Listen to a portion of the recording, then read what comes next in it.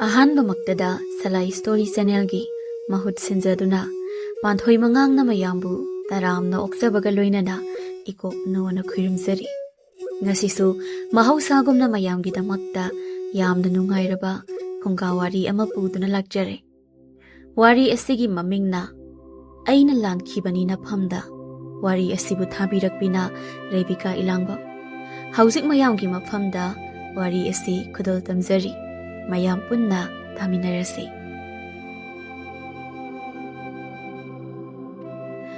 harau tayam haibase kadaibu kaubage sel yamna paibabu harau nungaibani haisira yengsi thisi tausi sangeng punsi kaubu saudraba phambak asida kanana mai thiba kanana mai pakpa haibado ningthi mama lukrabigi machani adubu mapa ibungo tomal khullai kaida khwaidagi sel paiba misak oirambana mama machagi awatba haibadu leiramde adubu mapa gi nungsibadi awatba haibadu oiduna lehore ningthina chahi tara surakpada mapa ibungo leikhidre akan balena layong khangdaba amana nabadagi nungsirabi machanabi mahaki loinabi thadokduna lairamlen pangki angan ba yukni ningthi khutta sanabul ama paiduna khungi pukri asauba tamna lakli mata sanasu makhuta sanabul paiduna ising sokpa lakli ita ningthi la abo aidi na khoida nang hobol la ke khandana prapap la ine aduga ita na hana leiram ledana yam phari ita leiram hoi ita aisu ising se kharangana sok hauragena khandana hekta la abane horen namidang wairamdadi kusu sengdaba khoiraba khoimu me amama ngarang khoyen masapan bado lai matanjaba adugi mahai dai ta nang sidiko leisabi manja khidreba oiba hanubi chahi maripu subi hanubi do aduga chabeng mane haiwani leisak leisu hen bi leirang sanlabadi khoimu masu leinam khongul lirakpa haibasidi mahausane karigi leisak leisu heluribano adunadi khoimu inba taba ho khoimu gi maral natiye leirang magi maral natro haiba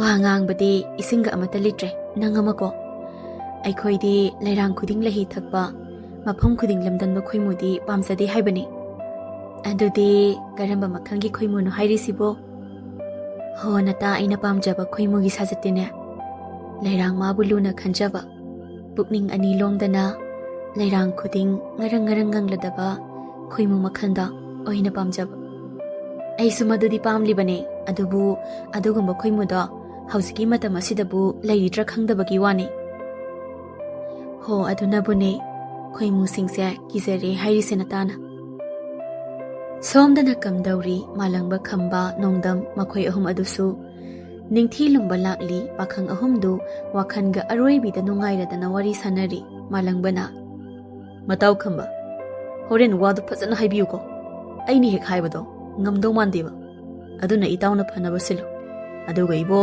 aigi hainabiyu hairaga nangi oina hairlermani ko mo adumai ga toraba nang natana mathakta thabigadam khambana hai tumin hodong chafungamba aidi dumai khak tawjare ko mina chage na phamkhraba chaglukta phana lamna su sabigadaba nupana te nongdamna aidi tumin hodong oijagi haine masak thibi nupi gadi mitchi na phau yiningdise aigi dine masak fajabi maral laibi asi wadi yare di malangbana adudi itaw nangam nangi wasidi kainom ni he ha mauza jen bi orisu yadori ne masak fajardi selga parde hoi adu su khanabe batam khra lokshinaraga magi sel mayam do agi ohoraganda phuraga kok tanthokra loi adugo le sabi masak fajabim lawraga leitho loi kaino khambana imai ibo ai laiga kidre nang moina kisilebo ha nap chada batani de koibo nangi wado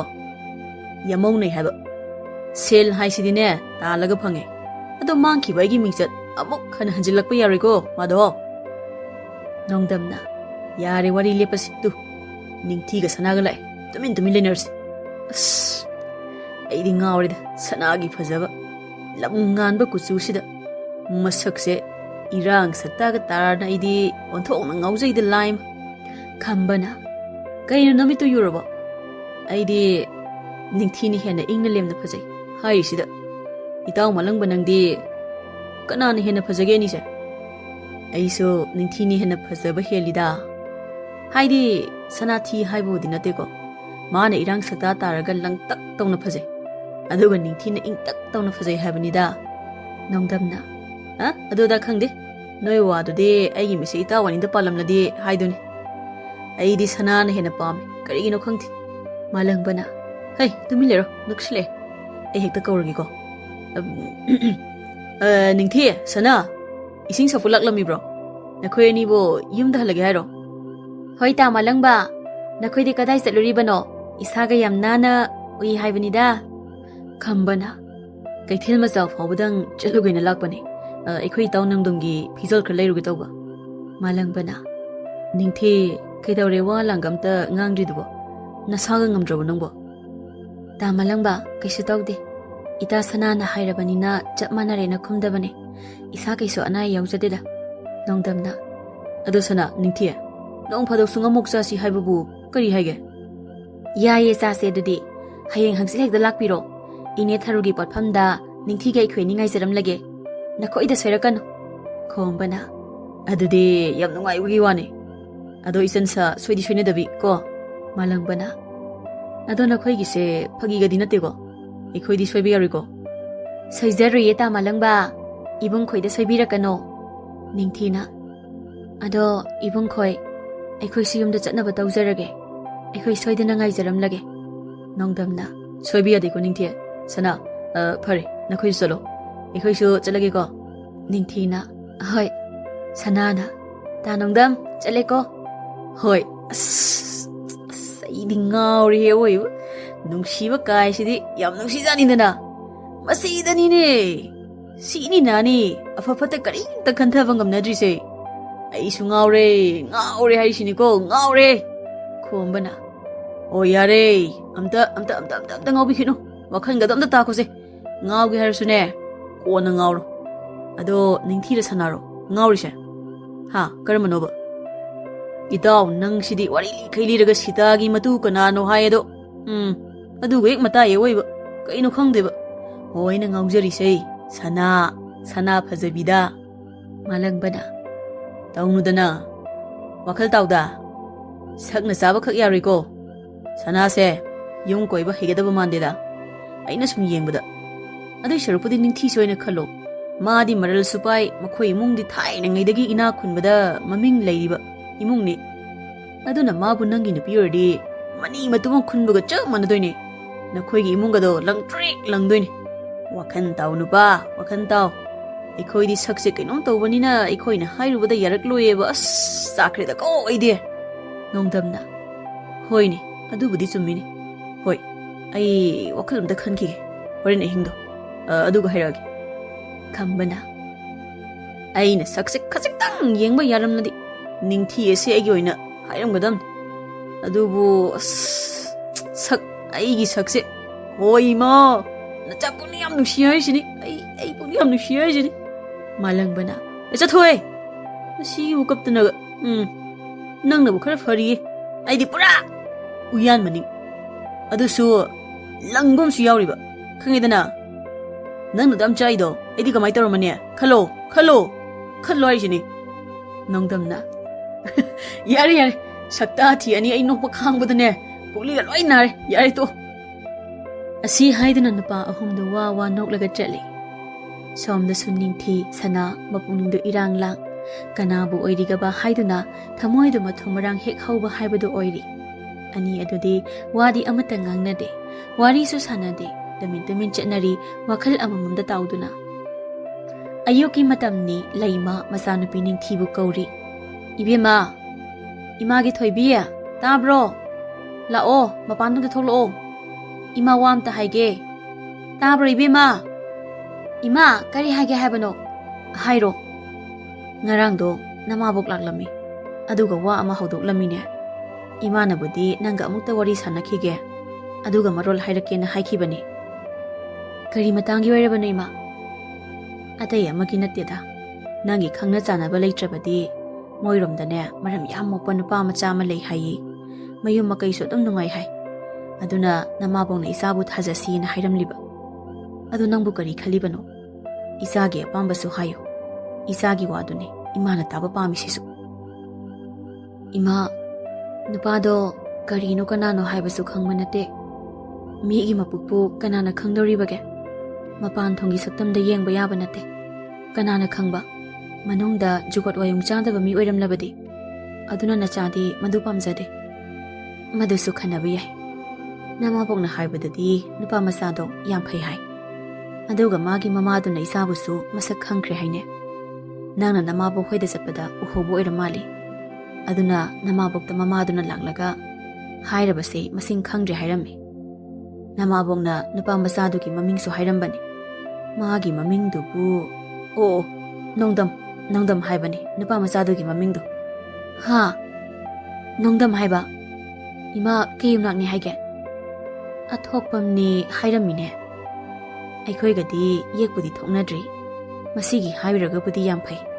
ꯑꯗꯨ ꯅꯪꯕꯨ ꯅꯨꯄꯥ ꯃꯆꯥꯗꯣ ꯈꯪꯕ꯭ꯔꯅꯦ? ꯑꯍꯣꯏ ꯈꯪꯉꯤ ꯏꯃꯥ. ꯑꯩꯅ ꯃꯁꯛ ꯃꯨꯟꯅ ꯈꯪꯕ ꯃꯤ ꯑꯣꯏꯔꯝꯃꯦ. ꯑꯗꯣ ꯏꯃꯥꯅ ꯊꯣꯛꯄ ꯐꯅꯕ ꯑꯗꯨꯝ ꯁꯤꯟꯈ꯭ꯔꯣ. ꯑꯗꯨꯒꯤ ꯅꯨꯄꯥꯗꯣ ꯑꯣꯏꯔꯗꯤ ꯑꯩꯁꯨ ꯌꯥꯔꯦ ꯏꯃꯥ. ꯑꯣꯟꯊꯣꯛꯅ ꯅꯨꯡꯉꯥꯏꯔꯦꯗ ꯏꯃꯥꯗꯤ. ꯑꯩꯅ ꯐꯅꯕ ꯁꯤꯜꯂꯒꯦꯀꯣ ꯑꯗꯨꯗꯤ. ꯅꯤꯡꯊꯤ ꯏꯀꯥꯏꯔꯞ ꯇꯧꯗꯨꯅ ꯅꯣꯛꯐꯦꯠ ꯇꯧꯔꯝꯂꯒ ꯏꯃꯨꯡ ꯇꯝꯅ ꯆꯪꯈ꯭ꯔꯦ. ꯍꯩꯃꯥ, ꯏꯀꯥꯏꯔ ꯃꯥꯜꯂꯤꯅꯦꯁꯦ. ꯑꯄꯪꯕꯤꯁꯤꯗꯤ. ꯏꯆꯥꯁꯤꯡ ꯑꯁꯤꯗꯤ ꯃꯄꯨꯡ ꯃꯔꯩ ꯐꯥꯗꯨꯅ ꯃꯤꯒꯤ ꯌꯨꯝꯗ ꯆꯠꯈꯤꯒꯗꯧꯔꯦꯀꯣ. ꯃꯤꯒꯤ ꯑꯣꯏꯈꯤꯗꯧꯔꯦ. ꯍꯦ ꯅꯨꯄꯤꯒꯤ ꯃꯄꯣꯛ, ꯅꯍꯥꯛꯁꯤ ꯑꯣꯟꯊꯣꯛꯅꯁꯨ ꯇꯣꯜꯂꯤꯗꯀꯣ. ꯅꯨꯄꯤꯒꯤ ꯑꯁꯦꯡꯕ ꯁꯥꯒꯩ ꯂꯩꯇꯦ, ꯑꯔꯦꯞꯄ ꯂꯩꯇꯦ ꯍꯥꯏꯕꯗꯣ ꯆꯨꯝꯈ꯭ꯔꯦꯗ. ꯇꯥꯏꯕꯪ ꯃꯤꯔꯣꯜ ꯇꯥꯔꯛꯄꯗꯒꯤ ꯂꯩꯖꯔꯛꯄ ꯌꯨꯝ ꯅꯣꯡꯃꯗꯤ ꯊꯥꯗꯣꯛꯂꯝ ꯃꯤꯒꯤ ꯃꯀꯥꯗ ꯇꯤꯟꯈꯤꯅꯤ. ꯑꯗꯨꯒ ꯑꯃꯨꯛꯁꯨ ꯃꯔꯥꯏꯕꯛ ꯊꯤꯕꯤ ꯅꯨꯄꯤ ꯀꯌꯥꯅ ꯅꯨꯡꯉꯥꯏꯕ ꯃꯆꯦꯠ ꯑꯃꯐꯥꯎ ꯐꯪꯗ, ꯃꯄꯨꯔꯣꯏꯕꯒꯤ ꯃꯤꯑꯣꯠ ꯃꯤꯅꯩ ꯈꯥꯡꯕ ꯉꯝꯗ ꯃꯄꯨꯟꯁꯤ ꯂꯣꯏꯈꯤꯕ ꯅꯨꯄꯤ ꯀꯌꯥꯅꯤ. ꯇꯣꯜꯂꯤꯗ ꯍꯦ ꯅꯨꯄꯤ ꯑꯣꯏꯕꯤ ꯑꯩꯈꯣꯏꯁꯦ. ꯑꯗꯨꯕꯨ ꯍꯦ ꯁꯛꯎꯗꯕ ꯏꯄꯥ ꯏꯕꯨꯡꯉꯣ, ꯅꯅꯥꯏꯒꯤ ꯏꯆꯥꯅꯨꯄꯤ ꯑꯁꯤꯗꯗꯤ ꯑꯋꯥꯐꯝꯗ ꯇꯥꯍꯟꯕꯤꯒꯅꯨꯀꯣ. ꯃꯃꯥ ꯑꯩꯒꯤꯗꯤ ꯏꯆꯥ ꯑꯁꯤꯅ ꯑꯔꯪꯕ ꯊꯋꯥꯟꯃꯤꯆꯥꯛꯅꯤ. ꯑꯁꯨꯝꯅ ꯊꯥꯕꯝ ꯑꯃ ꯍꯧꯈ꯭ꯔꯦ. ꯑꯉꯟꯕ ꯑꯌꯨꯛꯅꯤ. ꯔꯥꯁꯤ ꯃꯆꯥꯅꯨꯄꯥꯒꯤ ꯃꯥꯏꯀꯩꯗ ꯑꯣꯟꯁꯤꯟꯗꯨꯅ ꯀꯧꯔꯤ. ꯏꯕꯨꯡꯉꯣ, ꯇꯥꯕ꯭ꯔꯣ ꯅꯪꯕꯣ? ꯃꯄꯥꯟꯗ ꯑꯝꯇ ꯂꯥꯎꯅꯦ. ꯏꯃꯥꯒ ꯋꯥꯔꯤ ꯑꯝꯇ ꯁꯥꯁꯤ ꯂꯥꯛꯑꯣ. ꯂꯥꯎ. ꯀꯩ ꯍꯥꯏꯕꯅꯣ ꯏꯃꯥ? ꯏꯕꯨꯡꯉꯣ, ꯏꯃꯥꯅꯅꯦ ꯏꯆꯥꯒꯤ ꯅꯨꯄꯤ ꯃꯔꯜ ꯌꯥꯝ ꯂꯩꯕ ꯑꯃ ꯊꯤꯔꯦ. ꯂꯩꯁꯨ ꯂꯩꯔꯦ, ꯃꯁꯛꯁꯨ ꯐꯖꯩ, ꯃꯔꯜꯁꯨ ꯂꯩ. ꯑꯗꯨꯅ ꯅꯨꯄꯤ ꯃꯆꯥꯗꯨ ꯑꯣꯏꯅ ꯏꯆꯥꯒꯅꯦ ꯂꯨꯍꯣꯡꯂꯁꯤꯀꯣ. ꯀꯔꯤꯅꯣ ꯑꯩꯈꯣꯏ ꯃꯥꯏ ꯃꯑꯣꯡꯗꯨꯕꯣ? ꯅꯨꯄꯤꯕꯨ ꯃꯁꯛ ꯐꯖꯩ ꯃꯔꯜ ꯂꯩ ꯍꯥꯏꯔꯛꯇ ꯌꯥꯗ꯭ꯔꯣ ꯍꯥꯏꯁꯦ? ꯏꯃꯥ ꯑꯩꯗꯤ ꯃꯗꯨ ꯀꯌꯥ ꯄꯥꯝꯗꯦ. ꯌꯨꯝ ꯄꯥꯟꯕꯁꯦ ꯐꯥꯒꯤ ꯌꯥꯕ ꯅꯠꯇꯦꯀꯣ ꯏꯃꯥ. ꯅꯆꯥ ꯑꯩꯒꯤꯗꯤ ꯑꯩꯅ ꯄꯥꯝꯖꯕ ꯅꯨꯄꯤ ꯑꯃ ꯂꯩꯖꯩ. ꯑꯗꯨꯅ ꯃꯗꯨ ꯑꯣꯏꯅ ꯅꯆꯥꯒꯤ ꯅꯨꯄꯤ ꯑꯣꯏꯕ ꯄꯥꯝꯃꯤ ꯏꯃꯥ. ꯍꯥꯏꯈꯤꯒꯦꯅꯦ ꯅꯪꯕꯣ. ꯏꯃꯥꯅ ꯍꯥꯏꯔꯤꯕꯁꯦ ꯑꯃꯨꯛꯇ ꯇꯥꯈꯣꯅꯦ. ꯃꯁꯤꯗꯤ ꯁꯦ ꯏꯃꯥꯅ ꯍꯥꯏꯅꯔꯤꯕ ꯅꯨꯄꯤꯗꯨꯒꯤ ꯃꯔꯜ ꯃꯊꯨꯝ ꯃꯌꯥꯝ ꯑꯃ ꯂꯩ. ꯃꯇꯣꯝꯇꯅꯤ ꯄꯣꯛꯂꯤꯕ. ꯃꯈꯥꯗꯅꯦ ꯃꯆꯦ ꯃꯧꯄ꯭ꯋꯥ ꯑꯃꯠꯇ ꯂꯩꯕ ꯅꯠꯇꯦ. ꯅꯨꯄꯤ ꯃꯆꯥꯗꯣ ꯅꯪꯒꯤ ꯑꯣꯏꯅ ꯂꯧꯔꯕꯗꯤ ꯃꯥꯒꯤ ꯃꯔꯜ ꯄꯨꯝꯕ ꯅꯪꯒꯤ ꯉꯥꯛꯇ ꯑꯣꯏꯔꯅꯤ, ꯅꯠꯇ꯭ꯔꯣ? ꯑꯗꯨ ꯑꯣꯏꯔꯕꯗꯤ ꯏꯆꯥꯁꯨ ꯑꯋꯥꯕ ꯊꯕꯛ ꯑꯃꯠꯇ ꯁꯨꯗ꯭ꯔꯕꯁꯨ ꯌꯥꯔꯅꯤ. ꯑꯗꯨꯒ ꯃꯇꯝ ꯈꯔ ꯂꯩꯔꯒ ꯃꯥꯒꯤ ꯃꯔꯜ ꯃꯌꯥꯝꯗꯣ ꯑꯩꯈꯣꯏꯒꯤ ꯏꯈꯨꯠ ꯆꯜꯂꯕ ꯃꯇꯨꯡꯗ ꯏꯆꯥꯅ ꯄꯥꯝꯖꯕ ꯅꯨꯄꯤ ꯃꯆꯥ ꯑꯗꯣ ꯅꯪꯒꯤ ꯅꯨꯄꯤ ꯑꯣꯏꯅ ꯌꯨꯝ ꯑꯁꯤꯗ ꯄꯨꯔꯛꯄꯗ ꯏꯃꯥꯅ ꯇꯔꯥꯝ ꯑꯣꯛꯀꯅꯤ, ꯏꯃꯧꯕꯨ ꯀꯣ. ꯑꯗꯨꯒ ꯅꯪꯅ ꯄꯥꯝꯗꯕ ꯅꯨꯄꯤꯗꯨꯅꯅꯦ ꯃꯄꯥꯝꯗ ꯇꯥꯟꯊꯣꯛꯈ꯭ꯔꯒ ꯂꯣꯏꯔꯦꯗꯅ. ꯑꯗꯨꯅ ꯋꯥꯈꯟ ꯇꯥꯎ. ꯏꯃꯥꯅ ꯈꯨꯗꯤꯡꯃꯛ ꯐꯅꯕ ꯁꯤꯟꯒꯦꯀೋ. ꯍꯧꯖꯤꯛꯀꯤ ꯑꯣꯏꯅꯗꯤ ꯏꯃꯥꯅ ꯍꯥꯏꯔꯤꯕꯁꯦ ꯍꯔꯥꯎ ꯌꯥꯒꯗꯕꯅꯤꯀꯣ ꯏꯃꯥꯒꯤ ꯏꯕꯨꯡꯉꯣ. ꯑꯍꯣꯏ ꯏꯃꯥ, ꯅꯆꯥ ꯋꯥꯈꯟ ꯇꯥꯖꯔꯦ. ꯑꯩꯈꯣꯏ ꯏꯃꯥꯁꯤꯗꯤ ꯂꯧꯁꯤꯡꯒꯤ ꯂꯥꯏꯔꯦꯝꯕꯤ ꯑꯣꯏꯔꯝꯃꯦ. ꯏꯃꯥ, ꯑꯊꯨꯕꯗ ꯂꯨꯍꯣꯡꯕꯗꯣ ꯁꯤꯜꯂꯣ ꯍꯟꯗꯛ ꯊꯥꯁꯤꯗ. ꯍꯣ ꯑꯗꯨꯅꯤꯗꯅ. ꯏꯃꯥꯅ ꯐꯅꯕ ꯂꯣꯏꯅ ꯁꯤꯜꯂꯒꯦꯀꯣ. ꯑꯗꯣ ꯅꯪ ꯌꯨꯝꯗ ꯂꯩꯔꯝꯃꯨ. ꯑꯩꯅꯦ ꯅꯃꯥꯕꯣꯛ ꯍꯣꯏꯗ ꯆꯠꯂꯨꯈꯤꯒꯦ. ꯀꯨꯏꯔꯛꯂꯣই. ꯁꯠ ꯍꯦꯛꯇ ꯍꯜꯂꯛꯀꯦꯀꯣ. ꯏꯃꯥ ꯆꯠꯂꯦ. ꯍꯣꯏ ꯏꯃꯥ. ꯂꯨꯍꯣꯡꯕꯗꯤ ꯌꯥꯊꯣꯛꯈ꯭ꯔꯦ. ꯑꯗꯨꯕꯨ ꯄꯥꯝꯗꯕ ꯅꯨꯄꯤ ꯑꯃꯒ ꯀꯃꯥꯏꯅ ꯂꯩꯃꯤꯟꯅꯅꯤ? ꯃꯁꯤꯅꯦꯕ ꯂꯨꯔꯤꯕꯁꯤ. ꯑꯩꯒꯤ ꯑꯄꯥꯝꯕ ꯐꯪꯅꯕ ꯃꯇꯝ ꯈꯔꯗꯤ ꯑꯩ ꯂꯤꯂꯥ ꯁꯥꯟꯅꯕ ꯇꯥꯕꯅꯤ. ꯑꯔꯣꯟꯕ ꯃꯥꯏꯈꯨꯝ, ꯑꯔꯣꯟꯕ ꯁꯛꯂꯣꯟ ꯑꯃꯒ ꯂꯣꯏꯅꯗꯨꯅ ꯑꯩꯒꯤ ꯁꯅꯥ. ꯑꯩꯅ ꯅꯪꯕꯨꯗꯤ ꯈꯛ ꯊꯥꯗꯣꯛꯏꯀꯣ. ꯂꯨꯍꯣꯡꯕ ꯆꯍꯤ ꯐꯥꯕꯒ ꯑꯩ ꯅꯪꯕꯨ ꯌꯨꯝꯁꯤꯗ ꯁꯣꯏꯗꯅ ꯄꯨꯔꯛꯀꯅꯤ. ꯃꯁꯦ ꯑꯩꯒꯤ ꯑꯄꯥꯝꯕꯅꯤ. ꯃꯇꯝ ꯀꯧꯕꯤ ꯂꯥꯏꯔꯦꯝꯕꯤ ꯃꯥꯅ ꯑꯁꯨꯝ ꯂꯦꯞꯄ ꯅꯥꯏꯗ ꯆꯠꯈꯤꯕꯅ ahal masel luhongbagi wa pumba loisinkhre. Ningthi masa adu mathum marang haujari. Laikai miyamna chibon sonari. Ningthi gi awanpot mayam ubada kalaknari. Aigi imau oihaudaba laibak thibani haiduna taksi sonari miyam pumba. Somdana kalak khamban maina chakli sana nuza oibi mana pamzaba khoidazaba nupabu ningthi gi oikini khanbada. Ahing taibang chagani thakani khangdaba makhai wakhal wana asawu pumba maigi nongum haithari sana kaubi mahaki mathakta. Lepnai daba matam magi khongchat tunginduna loikhre. Nongdam ningthi gi luhongbasu. Ningthi yumgi mau amagi sajatli chat amata kaida chali. Ayuki matamni nongdam ayuk nganta hauduna magi thokpa chatnaba haidana mapanda parap thorakli. Makhoida zo kadaida chatpigadabano? Kaino nangi na thause aibu panabagi thaboin torishibo. Ekaisu chaloi kaino. Kaino khongni chagat chatlamdai sidaba. Chumna hangjabane. Masibu kayam kairabage. As ai awai khum tobi matam leidiko yare. Ai namita ring hanjilakani. Aduga masisu ta. Ima bu chang matam chana pijo ko ai chale. Ningthi mapurebada pendaba nungai tabana phungatlaba thamoi ado hajinba ngamlaktre. Mitludana pi tana khazai anidagi chingi ising chaibigum atata khamnai khidre. Athokpagi iraibak ni dako. Aigi laibak. Aigi mapo. Masiro. Yumbalabi nupi amagi lemjapam haibado. Kaidaure ibema. Murum solibaduna amo. Kaishu daudi ima. Makhoida saudo kadaida chatibano hanglubada karimata hairamdana chatkibadуда sum. Hai, ima horen halaklaga haige ko. Nupa na hana thabak chathokpada isau langba phate ko. Phare. Nangi na thau tawjaro ko. Ahoi ma. Masigi mausi. Hai gumlata na onthok na nungsi khidre. Isa nupa na suon thok na pam khidraba. Magi maral yenglaga ne. Rasi egi ima oibibagi wani. Sel ka pai dabi lai biga oiram labadi. Rasi itik khangangadabani. Masigi nupi asi. Kanade. Athouba da yum asidagi mapamla tangthokhinaba sindaba yade. Adubu mabu thina ot naibadi yadrini. Tapna thabak khuding pangthoklake. Masina khwaidagi pharani. Tanongdam. Aiba noida karam kanda pubidoino. Aidi ngaibada wari pamuba. Asingbe warabo. Adu matam kitang ngaiko. Haujikta hathu du yari. Aduna tapna ingna thabak khuding sinse. Aidi mado aigi imanabi oirasu masakto nuksikhidre. Mana maram oiraga aikhoi ani su kaina khibane. Aduna aidi mabu nungsiyu haiba sukam ngamde. Adubudi aikhoi manasu nangbu yam pamjabana loirabane. Athubudi aikhoi da aina puradamne. Adugane aikhoi ani nungaina leithora loire kaino. Ado aidi ningthiga matam kuina sangna leiminabadi ngamloiko. Aduna mabu pambai thiraga yumdudagi tanthokpiyo. Aina hairibase nangna ngamdrabadi ai ipamda hanjakhige. Aina funabu loina singei adugidi karimta khaluno. Ado numisisu thenge nangsu jangro aisu chalagi ko. Hoi aisu lehauri ko ado nangsu chatlo ko. Nungaire. Haujikti aigi ningba pamba thanglani. Aigi pamjaba nupa sa phanglani. Ayuki matamni ningthi imungi kupnong pumba loiraduna manemgi nakta lakli. Ima, ngasidi ayumna ngahakta chacharuge. Ngarangdo aikhoi lekaigi ini amana aikhoi madu masangamdadana leire hairame. Aduna ai yumda chacharuge. Kari oina ngamdriba oira zatnone. Ai su chatningbani ado yararoi. Ai ngasidi lekaigi marup leire. Aduna nang oina chatluro.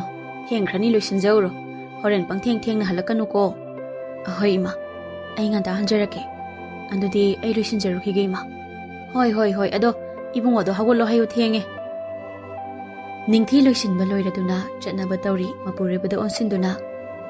Tabiribro. Hagatpiro. Ayumda chatlukige. Ima masangamdre hayi. Yare nang chakadabado adum chalo. Isana khangna dum hagotchani kaino. Korinu khangni chakat taningdi. Aina hairisida kari akaibi yaurage moitaso. Moitaso gi maongse kharadi henmale. Masibu yumbanba nupa amana chatpham thopali chat sajalo. ꯑꯩ ꯌꯥꯝ ꯄꯦꯟꯗꯦ. ꯄꯦꯟꯗ꯭ꯔꯤ ꯅꯄꯥꯝꯗ ꯍꯟꯈ꯭ꯔꯗ꯭ꯔꯣ? ꯍꯧꯖꯤꯛ ꯆꯠꯅꯤ ꯍꯥꯏꯗꯣ ꯌꯥꯝ ꯐꯔꯝꯅꯦ. ꯌꯨꯝꯁꯤꯗꯅꯦ ꯑꯃꯨꯛ ꯍꯜꯂꯛꯑꯅꯨ. ꯅꯌꯨꯝꯗ ꯅꯨꯡꯉꯥꯏꯅ ꯂꯩꯔꯣ. ꯑꯗꯨꯒ ꯅꯪꯅ ꯑꯩꯒꯤ ꯂꯝꯆꯠ ꯁꯥꯖꯠꯀꯤ ꯃꯇꯥꯡꯗ ꯅꯩꯅꯐꯝ ꯊꯣꯛꯇꯦ. ꯆꯠꯂꯣ ꯌꯥꯔꯦ. ꯌꯨꯝ ꯄꯥꯟꯕꯁꯦ ꯐꯥꯒꯤꯔꯣ? ꯂꯩꯌꯨ ꯍꯥꯏꯔꯒ ꯍꯦꯛꯇ ꯂꯩꯕ, ꯆꯠꯂꯨ ꯍꯥꯏꯔꯒ ꯍꯦꯛꯇ ꯆꯠꯄ. ꯃꯁꯦ ꯑꯉꯥꯡ ꯑꯣꯏꯔꯤꯉꯩ ꯂꯥꯏꯗꯤ ꯁꯥꯟꯅꯕꯗꯨ ꯅꯠꯇꯤꯌꯦ. ꯑꯩꯕꯨ ꯄꯥꯝꯕꯤꯗ꯭ꯔꯕꯗꯤ ꯀꯔꯤꯒꯤ ꯑꯩꯒ ꯂꯨꯍꯣꯡꯕꯗ ꯌꯥꯕꯤꯔꯤꯕꯅꯣ? ꯃꯁꯤ ꯃꯈꯥ ꯌꯥꯝ ꯇꯥꯗꯧꯔꯤꯗ. ꯃꯗꯨ ꯑꯩꯉꯣꯟꯗ ꯍꯪꯉꯛꯀꯅꯨ. ꯏꯃꯥꯗ ꯍꯪꯉꯨꯁꯨ ꯆꯠꯂꯣ. ꯍꯥꯏ, ꯀꯩꯗꯧꯅꯔꯒꯦ ꯑꯃꯨꯛ ꯑꯌꯨꯛꯁꯤꯗ? ꯏꯕꯦꯝꯃ ꯅꯈꯣꯏꯕꯨ ꯃꯤꯒꯤ ꯃꯥꯡꯗ ꯏꯀꯥꯏꯖꯗ꯭ꯔꯣ? ꯁꯧ ꯇꯧꯔꯤꯗꯨꯕꯣ. ꯐꯒꯦꯔ ꯐꯔꯣꯏꯔꯅ ꯄꯨꯔꯣꯏꯕꯅꯤꯅꯦ. ꯀꯣꯟꯅ ꯇꯞꯅ ꯏꯪꯅ ꯈꯟꯅꯔꯒ ꯂꯣꯏꯔꯦ. ꯆꯠꯂꯣ, ꯊꯦꯡꯈ꯭ꯔꯅꯤ. ꯅꯤꯡꯊꯤ ꯇꯨꯃꯤꯟꯅ ꯊꯣꯛꯈ꯭ꯔꯦ. ꯅꯤꯡꯉꯝꯗꯕ ꯃꯤꯠꯌꯦꯡ ꯌꯦꯡꯂꯝꯂꯒ, ꯏꯃꯥ, ꯃꯁꯤꯒꯤ ꯅꯨꯄꯤꯁꯤ ꯌꯥꯝ ꯍꯦꯟꯖꯤꯜꯂꯦ. ꯑꯩꯗꯤ ꯑꯣꯟꯊꯣꯛꯅ ꯍꯩꯅꯔꯣꯏꯗꯧꯔꯤ. ꯃꯁꯤ ꯄꯨꯝꯕꯁꯦ ꯏꯃꯥ ꯊꯣꯟ ꯉꯥꯛꯇꯅꯤ. ꯏꯃꯥꯅ ꯈꯟꯕꯒ ꯂꯣꯏꯅ ꯇꯥꯏꯌꯣꯟꯅꯕ ꯍꯥꯏꯗꯨꯅꯤ. ꯑꯩꯅꯗꯤ ꯃꯣꯏꯒꯤ ꯃꯔꯜ ꯃꯊꯨꯝ ꯃꯌꯥꯝꯗꯣ ꯏꯆꯥꯒꯤ ꯑꯣꯏꯕ ꯐꯪꯂꯅꯤ ꯈꯟꯗꯅ ꯃꯆꯥꯅꯨꯄꯤ ꯑꯁꯦ ꯂꯧꯔꯨꯕꯅꯤ. ꯑꯗꯨꯕꯨ ꯃꯈꯣꯏ ꯃꯃꯥꯗꯨꯗꯤ ꯀꯩ ꯍꯅꯨꯕꯤ ꯑꯣꯏꯔꯝꯂꯦ. ꯃꯥꯒꯤ ꯃꯔꯟ ꯄꯨꯝꯕ ꯏꯆꯥꯒꯤꯅꯦꯅ ꯈꯜꯂꯨꯕꯅꯤ. ꯑꯗꯨꯕꯨ ꯑꯣꯏꯗ꯭ꯔꯦ. ꯑꯗꯨꯅ ꯀꯥꯟꯅꯗꯦ ꯍꯧꯖꯤꯛꯇꯤ. ꯑꯊꯨꯕꯗ ꯅꯪꯅ ꯄꯥꯝꯖꯕ ꯅꯨꯄꯤꯗꯣ ꯄꯨꯔꯛꯂꯣ. ꯏꯃꯥꯅ ꯑꯌꯥꯕ ꯄꯤꯔꯕꯅꯤ. ꯑꯗꯨꯒ ꯅꯨꯄꯤ ꯑꯁꯦ ꯌꯨꯝꯁꯤꯗꯒꯤ ꯇꯥꯟꯊꯣꯛꯈ꯭ꯔꯁꯤ. ꯑꯗꯨꯒ ꯑꯩꯈꯣꯏ ꯅꯨꯡꯉꯥꯏꯅ ꯄꯥꯜꯍꯧꯔꯁꯤ. ꯍꯣꯏ ꯏꯃꯥ, ꯑꯩ ꯍꯌꯦꯡꯇ ꯄꯨꯔꯛꯑꯒꯦ. ꯅꯤꯡꯊꯤ ꯃꯥꯏꯊꯣꯡꯗꯨ ꯃꯃꯣꯟ ꯅꯣꯛꯁꯤꯟꯅ ꯃꯃꯥ ꯃꯆꯥ ꯋꯥꯔꯤ ꯁꯥꯟꯅꯔꯤ. ꯏꯕꯦꯝꯃ, ꯅꯈꯣꯏꯕꯨ ꯂꯥꯏ ꯇꯤꯟꯒ ꯑꯃꯠꯇ ꯌꯦꯡꯗ꯭ꯔꯕꯣ ꯍꯥꯏꯕ? ꯅꯌꯨꯝ ꯄꯥꯟꯕꯗꯤ ꯐꯅꯃꯛ ꯀꯨꯏꯔꯦ. ꯑꯗꯨꯕꯨ ꯏꯁꯨ ꯑꯝꯇ ꯎꯕ ꯂꯩꯇꯦ. ꯀꯝꯗꯧꯔꯤꯕꯅꯣ ꯁꯤꯕꯣ? ꯏꯀꯥꯏꯒꯅꯨ, ꯏꯃꯥꯗ ꯁꯦꯡꯅ ꯑꯝꯇ ꯍꯥꯏꯌꯨꯁꯤ. ꯏꯃꯥ, ꯑꯩꯈꯣꯏꯁꯨ ꯂꯥꯏ ꯇꯤꯟ ꯈꯨꯔꯨꯝꯗꯨꯅ ꯀꯟꯅ ꯍꯣꯠꯅꯔꯤꯌꯦ. ꯑꯃꯥꯏꯕ ꯌꯦꯡꯕꯗ ꯑꯩꯈꯣꯏ ꯏꯃꯨꯡꯁꯦ ꯂꯥꯏ ꯐꯠꯇꯕꯅ ꯌꯦꯠꯂꯤ ꯍꯥꯏꯌꯦ. ꯑꯗꯨꯅ ꯃꯁꯤ ꯈꯥꯏꯗꯣꯛꯇ꯭ꯔꯤꯕ ꯃꯈꯩꯗꯤ ꯁꯥꯒꯩꯒꯤ ꯆꯥꯗꯥ ꯅꯧꯗꯥ ꯐꯪꯕ ꯉꯝꯂꯣꯏ ꯍꯥꯏꯔꯛꯑꯦ ꯍꯥꯏꯌꯦ ꯑꯩꯈꯣꯏ ꯏꯅꯦꯝꯄꯣꯛꯅ. ꯑꯗꯨꯅ ꯑꯩꯈꯣꯏ ꯏꯅꯦꯝꯄꯣꯛꯅ ꯑꯊꯨꯕ ꯃꯇꯝꯗ ꯂꯥꯏ ꯈꯨꯔꯨꯝꯅꯕ ꯇꯧꯒꯅꯤ ꯍꯥꯏꯔꯤꯌꯦ ꯏꯃꯥ. ꯐꯔꯦ, ꯑꯗꯨꯝꯅꯕꯨ ꯂꯩꯔꯗꯤ. ꯑꯗꯣ ꯊꯦꯡꯈꯤꯅꯤ. ꯏꯁꯥꯅꯅꯦ ꯄꯨꯈꯤꯅꯕ ꯏꯃꯥ ꯌꯦꯟꯁꯥꯡ ꯈꯔ ꯌꯦꯡꯂꯨꯈꯤꯒꯦ. ꯍꯣꯏ ꯏꯃꯥ. ꯏꯃꯥ, ꯅꯆꯥꯒꯤ ꯑꯋꯥꯕꯁꯦ ꯏꯃꯥ ꯅꯪꯒꯤ ꯅꯐꯝꯗꯗꯤ ꯂꯣꯠꯂꯕꯅꯤꯀꯣ. ꯅꯆꯥꯕꯨ ꯉꯥꯛꯄꯤꯌꯨꯀꯣ. ꯅꯆꯥ ꯑꯩꯒꯤ ꯏꯔꯥꯏꯕꯛꯇꯤ ꯍꯤꯡꯅ ꯑꯁꯤꯕꯒ ꯄꯥꯡꯈꯛ ꯑꯣꯏꯔꯦ. ꯂꯩꯁꯥ ꯇꯝꯅ ꯂꯩꯈꯣꯞ ꯀꯪꯗꯨꯅ ꯃꯥꯡꯂꯦ. ꯅꯆꯥꯒꯤ ꯄꯨꯟꯁꯤꯗꯤ ꯏꯃꯥ, ꯀꯌꯥꯝ ꯀꯨꯏꯅ ꯑꯩꯅ ꯌꯨꯝ ꯑꯗꯨꯗ ꯂꯩꯈꯤꯒꯅꯤ? ꯑꯍꯤꯡꯒꯤ ꯃꯇꯝꯅꯤ. ꯅꯣꯡꯗꯝ ꯍꯜꯂꯛꯄ ꯀꯧꯕ ꯃꯔꯩꯇ꯭ꯔꯦ. ꯏꯃꯥ, ꯃꯈꯣꯏꯗ ꯑꯆꯧꯕꯨ ꯀꯗꯥꯏꯗ ꯆꯠꯀꯅꯤ ꯍꯥꯏꯔꯝꯕꯒꯦ? ꯏꯃꯥꯗꯒ ꯍꯥꯏꯔꯝꯕ꯭ꯔꯣ? ꯍꯥꯏꯔꯝꯗꯦ ꯑꯩꯉꯣꯟꯗꯒ. ꯅꯪ ꯅꯨꯄꯥ ꯅꯠꯇ꯭ꯔꯣ? ꯅꯪꯅ ꯈꯪꯐꯝ ꯊꯣꯛꯇ꯭ꯔꯣ? ꯅꯋꯥꯅ ꯄꯨꯔꯣꯏꯕꯅ ꯆꯠꯈꯤꯕ ꯐꯥꯎ ꯈꯪꯗꯕ ꯅꯪꯕꯨ ꯀꯔꯝꯕ ꯅꯨꯄꯤꯅꯣ? ꯀꯔꯤ ꯋꯥꯈꯜ ꯈꯜꯂꯒ ꯂꯩꯒꯦ? ꯆꯥꯔꯒ ꯇꯨꯝꯂꯒ ꯄꯪꯂꯩꯗ ꯂꯩꯒꯅꯤꯗꯣ ꯍꯥꯏꯗꯨꯗꯤ ꯌꯥꯔꯣꯏ. ꯌꯨꯝ ꯄꯥꯟꯕꯗꯗꯤ ꯏꯕꯦꯝꯃ. ꯅꯤꯡꯊꯤ ꯃꯅꯦꯝꯅ ꯉꯥꯡꯂꯛꯄ ꯑꯁꯤꯗ ꯇꯨꯃꯤꯟ ꯃꯥꯒꯤ ꯀꯥꯗ ꯆꯪꯗꯨꯅ ꯐꯝꯂꯤ. ꯑꯁꯨꯝ ꯍꯧꯖꯤꯟꯈꯤꯕꯅ ꯅꯣꯡꯁꯨ ꯉꯥꯜꯂꯛꯂꯦ. ꯈꯝꯕꯗꯨ ꯍꯥꯊꯨ ꯆꯦꯟꯁꯤꯜꯂꯛꯏ. ꯏꯃꯥ, ꯇꯥꯕ꯭ꯔꯣ? ꯃꯄꯥꯟꯗ ꯑꯝꯇ. ꯏꯃꯥ ꯇꯥꯕ꯭ꯔꯣ? ꯏꯃꯥ, ꯃꯄꯥꯟꯗ ꯊꯣꯛꯄꯤꯔꯛꯎꯕ ꯏꯃꯥ. ꯍꯥꯏ, ꯈꯝꯕ, ꯅꯪ ꯑꯣꯏꯔꯦ? ꯀꯔꯤ ꯇꯧꯔꯦ ꯑꯗꯨꯛ ꯐꯤꯡꯉꯤꯕꯗꯨꯅ? ꯏꯃꯥ, ꯅꯣꯡꯗꯝꯗ ꯅꯨꯄꯤ ꯑꯃ ꯄꯨꯔꯛꯂꯒ ꯑꯩꯈꯣꯏꯗ ꯉꯔꯥꯡꯗꯒꯤ ꯂꯩꯔꯦ. ꯑꯩꯅꯁꯨ ꯐꯅꯌꯥꯝ ꯊꯤꯡꯕꯅꯦ. ꯑꯗꯣ ꯃꯥꯅ ꯁꯤꯈꯩ ꯏꯟꯕ ꯌꯥꯗ꯭ꯔꯤ. ꯍꯧꯖꯤꯛ ꯀꯔꯤ ꯇꯧꯒꯅꯤ? ꯏꯆꯟ ꯅꯤꯡꯊꯤꯅ ꯇꯥꯔꯒ ꯀꯔꯤꯅꯣ ꯈꯟꯗꯣꯏꯁꯦ? ꯑꯁ, ꯈꯪꯗꯦ ꯇꯧꯔꯤꯁꯦ. ꯀꯝꯗꯧꯅꯤ? ꯏꯆꯥꯒꯤ ꯃꯔꯥꯏꯕꯛꯇ ꯇꯝꯂꯝꯂꯕꯅꯤꯅ ꯃꯆꯤꯟ ꯃꯅꯥꯎ ꯑꯗꯨꯝ ꯅꯨꯡꯁꯤꯅꯅ ꯂꯩꯃꯤꯟꯅꯕ ꯇꯥꯔꯦꯗꯅ. ꯐꯔꯦ, ꯏꯃꯥꯅ ꯈꯣꯏꯗ ꯂꯥꯛꯅꯕ ꯇꯧꯔꯒꯦ ꯏꯃꯧꯗꯣ ꯂꯧꯕ. ꯅꯪꯁꯨ ꯌꯧꯔꯣꯀꯣ. ꯍꯣꯏ ꯏꯃꯥ. ꯍꯥꯏꯕꯦꯝꯃ, ꯇꯥꯔꯤꯕꯣ ꯅꯪꯕꯨ ꯏꯕꯦꯝꯃ? ꯀꯩ ꯍꯥꯏꯒꯦ ꯏꯃꯥ? ꯏꯕꯨꯡꯉꯣꯗꯣ ꯅꯨꯄꯤ ꯑꯃ ꯄꯨꯔꯛꯂꯒꯅꯦ ꯈꯝꯕ ꯍꯣꯏꯗ ꯂꯩꯔꯦꯌꯦ. ꯑꯗꯨꯅ ꯑꯩ ꯑꯝꯇ ꯆꯠꯂꯨꯈꯤꯒꯦ. ꯅꯪ ꯌꯨꯝꯗ ꯂꯩꯔꯝꯃꯨ. ꯀꯔꯤꯅꯣꯅꯦ ꯍꯥꯏꯔꯤꯁꯤꯕꯣ? ꯑꯩ ꯂꯩꯅ ꯑꯇꯣꯞꯄ ꯅꯨꯄꯤ ꯑꯃ ꯄꯨꯔꯛꯂꯕ? ꯀꯝꯗꯧꯅꯤ? ꯂꯥꯏꯕꯛꯇ ꯇꯝꯂꯝꯂꯕꯅꯤ. ꯅꯈꯣꯏ ꯑꯅꯤ ꯍꯔꯥꯎ ꯂꯩꯃꯤꯟꯅꯔ ꯂꯣꯏꯔꯦ. ꯑꯩ ꯆꯠꯂꯨꯈꯤꯒꯦꯀꯣ. ꯅꯤꯡꯊꯤ ꯋꯥ ꯃꯆꯦꯠ ꯑꯃꯗ ꯈꯨꯝꯗ ꯇꯨꯃꯤꯟ ꯑꯉꯥꯎꯕꯤ ꯑꯃꯒꯨꯝ ꯂꯦꯞꯇꯨꯅ ꯂꯩꯍꯧꯏ. ꯉꯥꯏꯍꯥꯛꯀꯤ ꯃꯇꯨꯡ ꯔꯥꯁꯤ ꯁꯅꯥ ꯄꯨꯗꯨꯅ ꯌꯨꯝ ꯌꯧꯔꯛꯂꯦ. ꯅꯤꯡꯊꯤ ꯁꯅꯥ ꯎꯕꯗ ꯌꯥꯝ ꯉꯛꯅ ꯃꯃꯤꯠ ꯀꯨꯞꯀꯅꯤ ꯍꯥꯏꯕ ꯐꯥꯎ ꯀꯥꯎꯕ ꯃꯈꯩ ꯌꯦꯡꯗꯨꯅ ꯂꯩꯔꯤ. ꯏꯕꯦꯝꯃ ꯁꯅꯥ, ꯏꯃꯧꯁꯤꯗꯤ ꯀꯔꯤꯁꯨ ꯀꯣꯏꯔꯨꯅꯨ. ꯅꯌꯨꯝꯃꯛꯅꯤ ꯈꯜꯂꯨ. ꯃꯍꯥꯡꯗ ꯂꯩꯔꯤꯁꯦ ꯅꯆꯦꯅꯤ. ꯅꯈꯣꯏ ꯑꯅꯤ ꯅꯨꯡꯁꯤꯅꯅ ꯂꯩꯒꯗꯕꯅꯤꯀꯣ. ꯍꯣꯏ.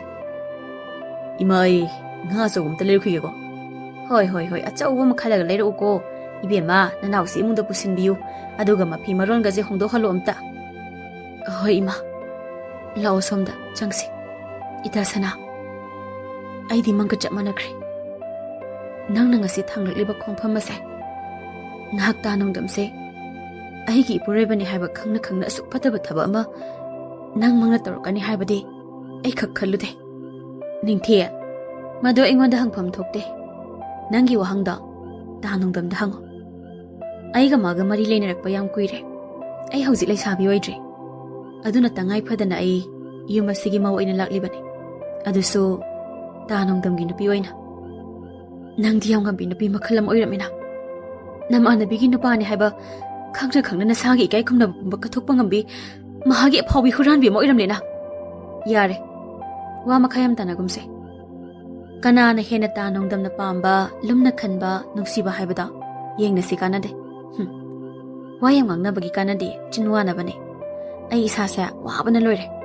Swaida ngangbirano hayeng khongyan bisadana nangi wakata nangi nupado ina hangbiro.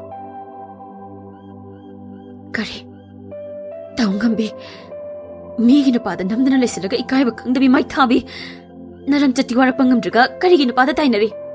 Nahak na phabi nupi mo iramlabadi nupa mana phana hairaklabasu yagadaba nahak na yadrabadi nangbu khaklaksaba ngamloi. Kaino ise na wasam na ngangbiri basibo. Oh ima ai te siningle. Kaidore sanang kablibo. Karigino. Ai sidagi thinbiro. Ai ba isi asina megi nupa munbi. Yamase thadok to yam thuna chalo haiba. Chalo haiba yadrabadi ai ba hatkani hairiba. Ai ham kisare mafam asida legadaba. Ai ba hosi magyamda thinbiro. He ningthi. Nangna so orpa sarisi kaigino. Aina pamdunu purpu nupine. Sakthi binang pamdrina. Tu. Mang dire bisa in bisoy na ne. Aigi nupi oigina purukliba. Nang kalakpro. Nang leningdrabadi yumase thadok tuna haujimak chakhiba yagane. Ai bu wayam nang hangano. Aduga nang ekhoi ka dali bisi yare. Khambra. Karigi ai yumse thadok tuna chatluga toriba. Ai se yumase gi mo. Yumburembi. Ai mafam asida taraina lakhiba nate. Imung manung sagai nate khangna mimangda isa. Nangi nupi ni haidana yum asida lakhibane. Hallabasu taraina karigi kana leijadabi amagum hallugane.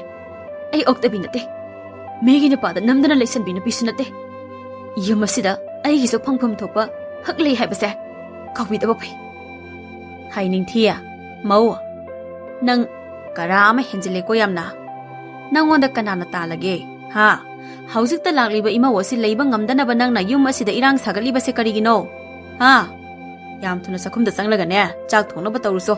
Aiwa makha yam tahalakanu ko. Nangi apaba khak oiroi haibiriba sini. Ima magna adugumba wahaido hairaba. Kanana lali kanana chume haiba amata hangbidana thidoptana aibu aranba tahanbibase. Namau khasik pende ima. Hai, nang pendabado swaisida di haibiraklanu ko nakongse singja yeire. Nangi pendaba napaudo noigi namadu da ne tamuro. Kari thuen tawdu sarino. Hai, nangi nasakto yeningde. Jo, yumda thuna changkhro.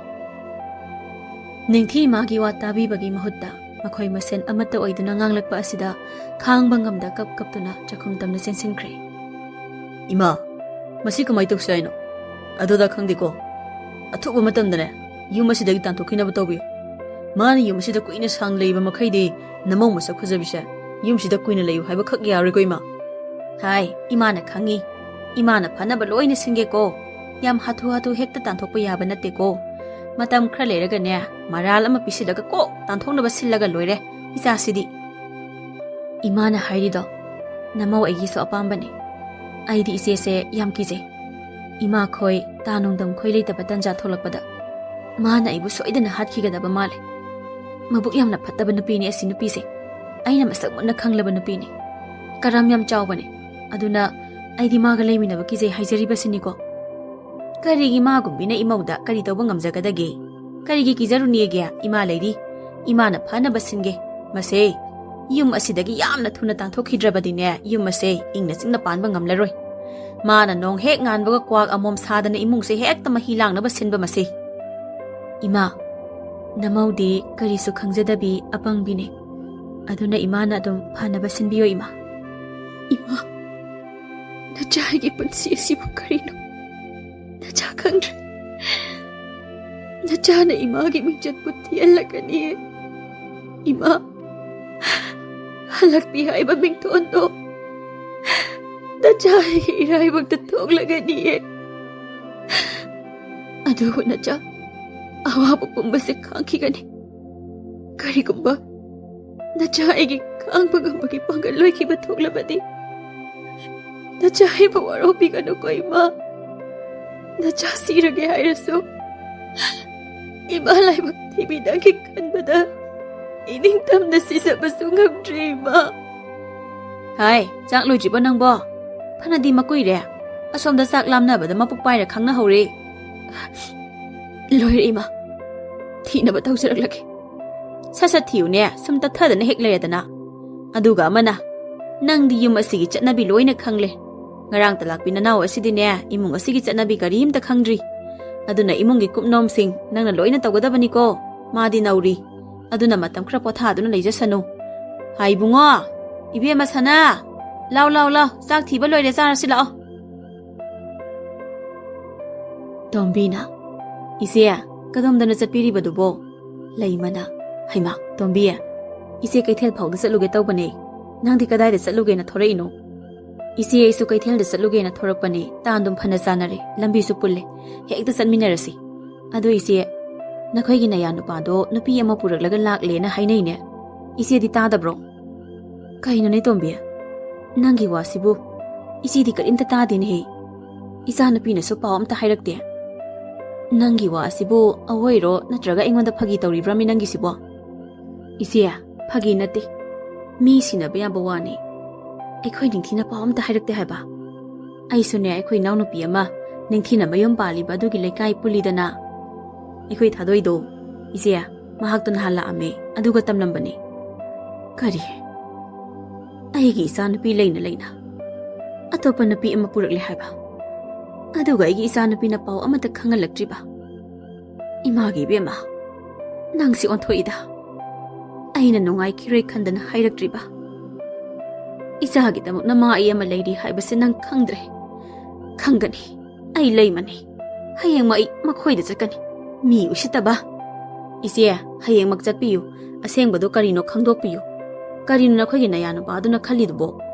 Madubu mi oijarabasu pura sa makhal amani ko ise. Isado nungai pham khanglam laroi. Kanana bu nungai gani. Ma mai chau chau na leiri. Aduga nupi ama hekta pusilakpa ngamli banine. Mahagi sigajan makhalamni. Makhoi gumba makok pandaba mi sidine hu pijara harkadamni. Tombi. Ise wakhanse wakreda. Mina suklaksabase. Nakhoi tada adudang leisaram labadi. Gasina sina wari basi waram dabasu yai. Ise hauzik kapagi matam nati. Mamani.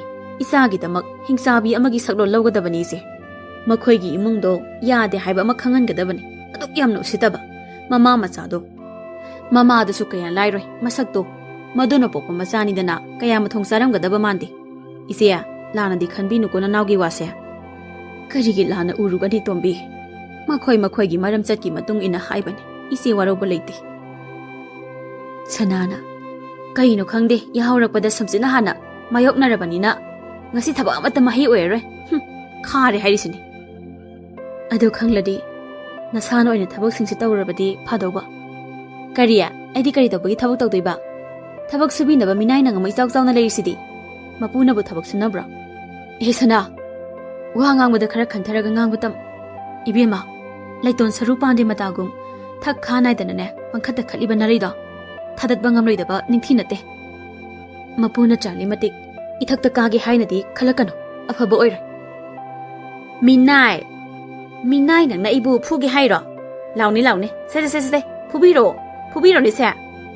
Masi nasamda phoida ke nang. Asi hairaga ani do masam phoinari. Nongdam mama macha ani do khanari ba ani do khangdokpagi mahutta. Nongdam na ningthigi masam adu paiduna soro chinglaga. Makhut khuchaw aduna ningthigi makhazai ani aduda on duna thai. Ningthi masa adu uprang situna laimai aduda sunki. Chaina adu khangbangam da hi kapli. He minai nubiya. Nang mangari ni phawri base. Nang gumbina aigi ima wasida phudana ga tawba sari ne. Haibungo, madu fuzilu, kariyam fuzilu. Imau da puriba makuda se tudeu. Fu ne mase, fu ne. Minai manasu, mapugi zaluk mungi kanjaba sai. Namai do igai bagam da powder nangba. Napa na pam haiba khangna yum asida leiba hek ngam haiba. Ai oiradi na hana sikibra. Ipam da han kribram tawrani. Nang di ikai balai ma khangde. Hogdongi mai bu panbra kaino ikai da base. Shakta masinabu ikai ba khangadro. Masaga si yengudana.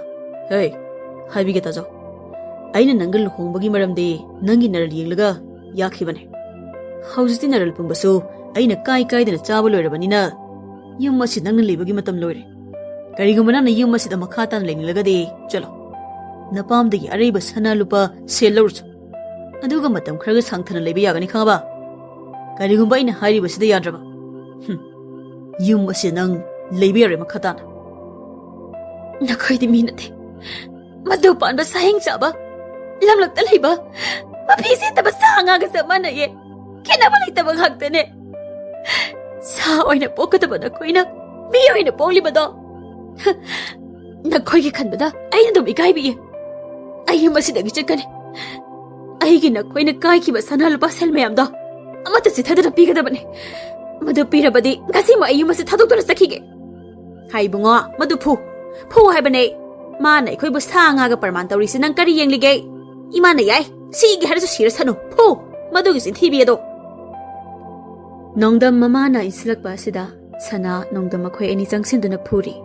Sana na masam adu phoiri nongdam na ningthigi mabuk aduda makhong aduna safuk kana kauri. Tanja asida leima law duna masagi nakta sensilei. Imagi bema imala kari no isana ngasi tarumli basidia ha ningthi wadi amata haida mama bu chena konduna kapli. Haujiti isagi imalakle kari no ina me bema nakhoi mayam changdana isa asi tarumli basidia. Masidi yamna wakhan yaudaba leibak masa tadabani khanjai. Mama oibi nangna wakhan tadrabani na nacha sanga gumlaba asida insinduna huigum thaujinduna isa asi hanaba hotnaramlibani ne. Ina oibi amagi wafam sidiye nacha na PS na lanbagi waraklibane. Siramdribase maraibu pharabani. Inamadi isadi mi oiba. Aduga wakhanna sanga gi wakhan oiboire. Aidi sanga marakta isa ase thazilluraba. Aigi asoiba oirabako. Hai aduga taw nupa maza nangsu taw. Nama asina pokpani na lisasu namagumna tawi. Nakhoigi naramsat ase hana khanglamlabadi isa ase thajaram loidabani. Nupi leiriba nangna atopa lamleima amabu ama puraklibani ne. Swai dekit ahepa saduna ngangbirano taningdre. Nasa nupi ase pamdabagini. Aibu nupa asina yum asida puraklise. Hauji aise yum asigi mabema yumburembi khangbire ko. Yam thuna sapikro nakongwa yam chili haijariba. Hailam ketpi. Lay oirabasu chanadabi naton chabi lay. Kari silaitabi nanggumba na aigi thakta wa ngangba yabra. Ha. Masinangi na thaunate. Mitop nangna wa ngangbagi mathau tade. Nangbu nupiro. Macha nupi asibu atombi oibada harau yariba nakhoigi nama napa adusu nanggumna mathong maram khangdaba soidana oiramgani. Mayan tuyan I oiramgani nangsu. Yari nembo. Nasa nupi ase aina pamdraba. Adugi namangda lepliba sagin bi ase oina aigi nupi oire. Aduna inembongna laklingida nasa nupi ase pubiko. Magi sanafam leite mafam asida. Masina aigi aroiba phiremne. Makha amamuk leitre. Oh. Iyadi wakhan onthokna leida. Phare. Nakhoiga onsinaraga chagat ki matam leite aigi. Nakhoiga onsinaba lemba wale. Aigi mingchat mayeng takhini. Ibema. Imagi thoibi haugatlo. Karigi kana leijadabi amagum isana. Natu naman ipon. Asuk wana leiriba asiphaw. Imada wahai amatasu haidana. Awabu pumbalo sinduna kayada wana khanglamliba. Chalasi. Imaga chasi. Sangagi marak asida isale hoba yararoi. Imaga nonghaina leirusi. Imana isabu makhoigi mamangda chawna amukka luhongani. Masi aigi wasakni. Aduga taw. Ngasiga thana numit 8 nigi manungda isagi yaukhiba pukhiba sana lupa sel amata watana thamlamgadabani. Karigumba hek suramdraba. Aibu phatte haiba yaroi. Nakhoigi nayum makai. Pumnamag ase aigi mingda onthokpa hek ngamdraba. Leima aigi ming hongge. Law imagi bema. Imagi tungilaw. Ima isabu samgese. Ima. Nachabu warobiganuko. Tao, ipuroiba natta ipuroiba saba. Ngasi aigi mittagi tarakliba, ningamdabagi pise. Aina Nafamda lankhidaba, kaikhidaba makta oirabadi, nathakta tabo oyuko. Aina ngasi chakliba maisakse, nathakta tabo oyo.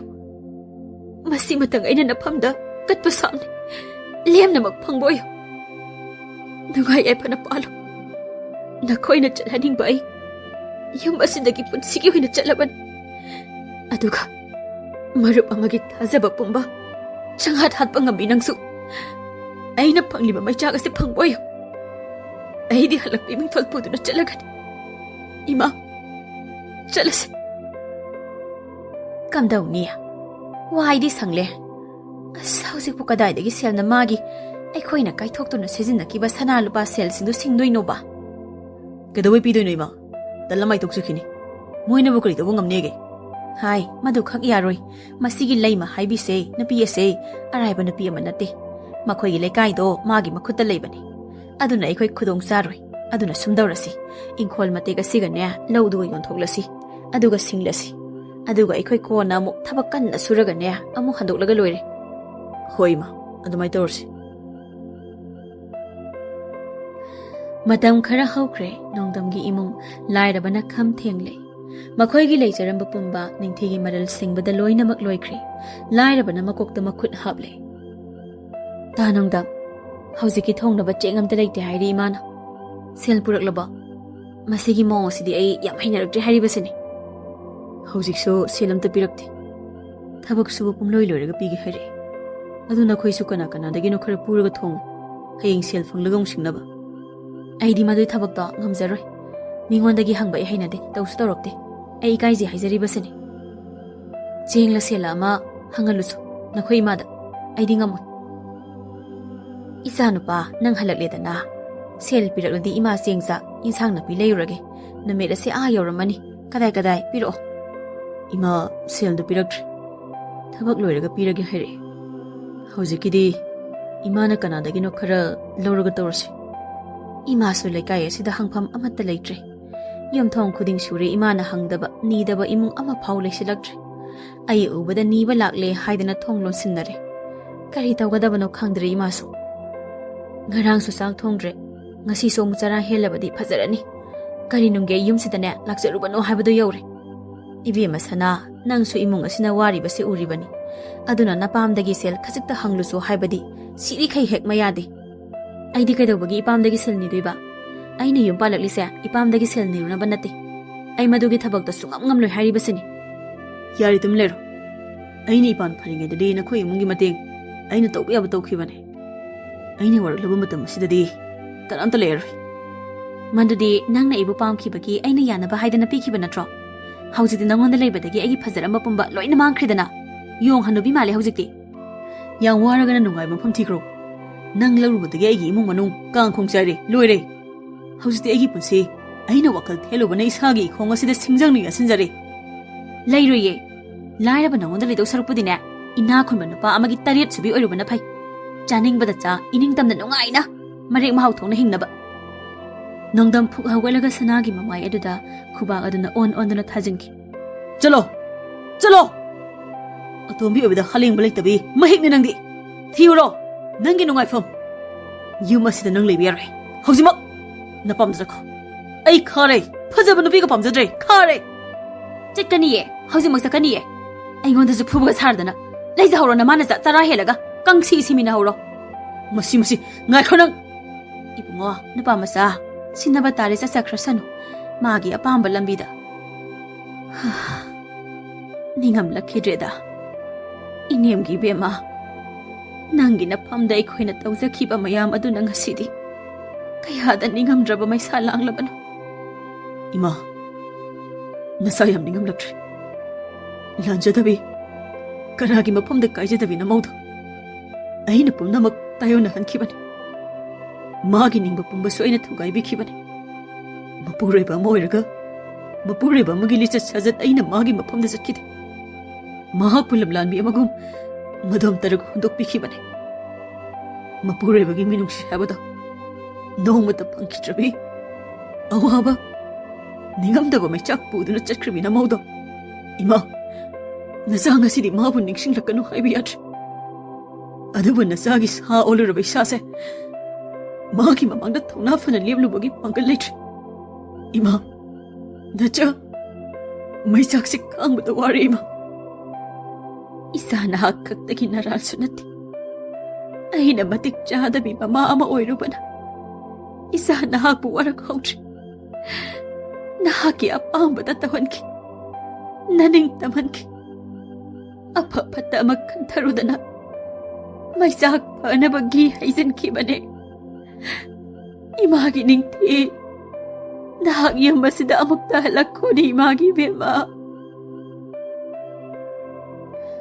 ꯑꯌꯨꯛꯀꯤ ꯃꯇꯝꯅꯤ ꯂꯩ ꯃꯌꯥꯝ ꯍꯔꯥꯎꯅ ꯃꯆꯥꯕꯨ ꯀꯧꯔꯤ ꯏꯕꯦꯝꯃ ꯇꯥꯕ꯭ꯔꯣ ꯑꯃꯨꯛꯇ ꯃꯄꯥꯟꯗ ꯂꯥꯎꯅꯦ ꯀꯩꯗꯧꯔꯤ ꯏꯃꯥ ꯑꯗꯨꯛ ꯐꯤꯡꯅ ꯀꯧꯔꯤꯗꯨꯕꯣ ꯀꯩꯊꯦꯜ ꯍꯜꯂꯛꯑꯕꯣ ꯏꯃꯥꯕꯣ ꯍꯥꯏ ꯍꯜꯂꯛꯏꯁꯤꯗꯤ ꯀꯩꯊꯦꯜꯗꯒꯤꯅꯤ ꯑꯩꯅ ꯍꯜꯂꯛꯂꯤꯁꯤ ꯄꯥꯎ ꯅꯨꯡꯉꯥꯏꯕ ꯃꯇꯝꯒꯦ ꯅꯗꯣꯝꯆꯥ ꯇꯣꯝꯕꯤꯅꯅꯦ ꯄꯥꯎ ꯑꯃ ꯇꯝꯂꯛꯑꯦ ꯃꯈꯣꯏꯒꯤ ꯁꯥ ꯃꯃꯥ ꯃꯆꯥꯗꯣ ꯍꯧꯖꯤꯛꯇꯤ ꯋꯥꯕꯅ ꯈꯝ ꯊꯦꯡꯂꯦ ꯍꯥꯏꯅꯦ ꯑꯗꯨꯒ ꯃꯔꯨꯞ ꯅꯠꯇꯅ ꯃꯔꯨꯞ ꯁꯥꯕꯤ ꯇꯧ ꯉꯝꯕꯤ ꯑꯗꯨꯁꯨ ꯅꯨꯄꯥ ꯑꯃꯗ 3 ꯁꯨꯕꯤ ꯑꯣꯏꯅ ꯆꯦꯟꯈ꯭ꯔꯦꯌꯦ ꯀꯂꯛ ꯍꯦꯛ ꯄꯦꯜꯂꯤ ꯃꯥꯅ ꯆꯦꯜꯂꯤꯕ ꯅꯨꯄꯥ ꯑꯗꯨꯁꯨꯅꯦ ꯄꯨꯔꯥ ꯅꯨꯄꯥ ꯃꯈꯜ ꯑꯃ ꯑꯣꯏ ꯍꯥꯏꯔꯤꯅꯦ ꯅꯨꯄꯤ ꯎꯕ ꯌꯥꯗꯕ ꯑꯩꯅꯗꯤ ꯃꯍꯥꯛꯄꯨꯅꯦ ꯏꯆꯥꯃꯛꯅꯤ ꯈꯜꯂꯨꯕꯅꯤ ꯑꯗꯨꯒ ꯃꯥꯃꯛꯅ ꯏꯆꯥꯒꯤ ꯀꯥꯗ ꯇꯨꯝ ꯁꯥꯗꯨꯅ ꯂꯩꯔꯝꯕ ꯍꯧꯖꯤꯛꯇꯤ ꯃꯥꯒꯤꯁꯨ ꯃꯇꯝ ꯂꯥꯛꯂꯦꯗꯅ ꯏꯃꯥ ꯅꯨꯄꯤ ꯃꯥꯒꯤ ꯃꯔꯥꯜ ꯉꯥꯛꯇꯁꯨ ꯅꯠꯇꯦ ꯁꯥꯔꯝꯆꯠ ꯆꯠꯄ ꯅꯨꯄꯥ ꯑꯗꯨꯒꯤꯁꯨ ꯃꯔꯥꯜ ꯆꯥꯎꯅ ꯂꯩ ꯇꯣꯛꯂꯁꯤ ꯏꯃꯥ ꯃꯈꯣꯏꯒꯤ ꯋꯥꯔꯤꯁꯦ ꯅꯆꯥ ꯀꯣꯛꯆꯤꯛꯏ ꯉꯁꯤꯗꯤ ꯏꯃꯥ ꯋꯥꯈꯜ ꯅꯨꯡꯉꯥꯏ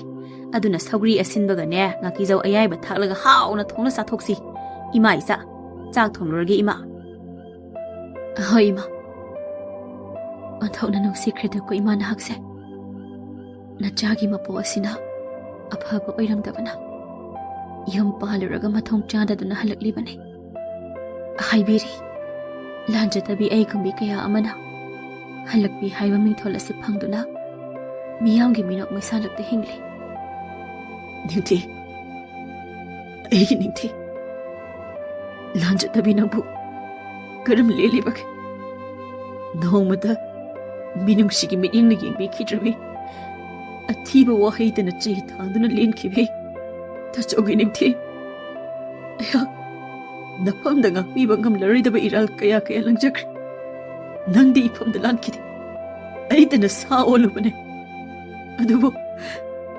ꯑꯗꯨꯕꯨ ꯉꯁꯤ ꯑꯩꯅ ꯅꯪꯕꯨ ꯅꯤꯡꯁꯤꯡꯂꯛꯄ ꯃꯇꯝ ꯑꯁꯤꯗꯗꯤ ꯅꯍꯥꯛ ꯑꯩꯒꯤ ꯃꯤꯠꯃꯥꯡꯗꯒꯤ ꯂꯥꯞꯈ꯭ꯔꯦ ꯑꯃꯨꯛ ꯍꯟꯅ ꯅꯪꯕꯨ ꯎꯖꯕ ꯐꯪꯂꯔꯣꯏꯗ꯭ꯔꯦ ꯏꯔꯥꯜꯅ ꯏꯄꯣꯠ ꯐꯥꯔꯕ ꯑꯩꯅ ꯅꯃꯥꯡꯗ ꯂꯦꯞꯆꯕ ꯉꯝꯕꯒꯤ ꯊꯧꯅꯥꯗꯤ ꯂꯩꯇ꯭ꯔꯦꯗꯀꯣ ꯑꯩꯒꯤ ꯆꯠꯆꯔꯕꯤ ꯅꯤꯡꯊꯤ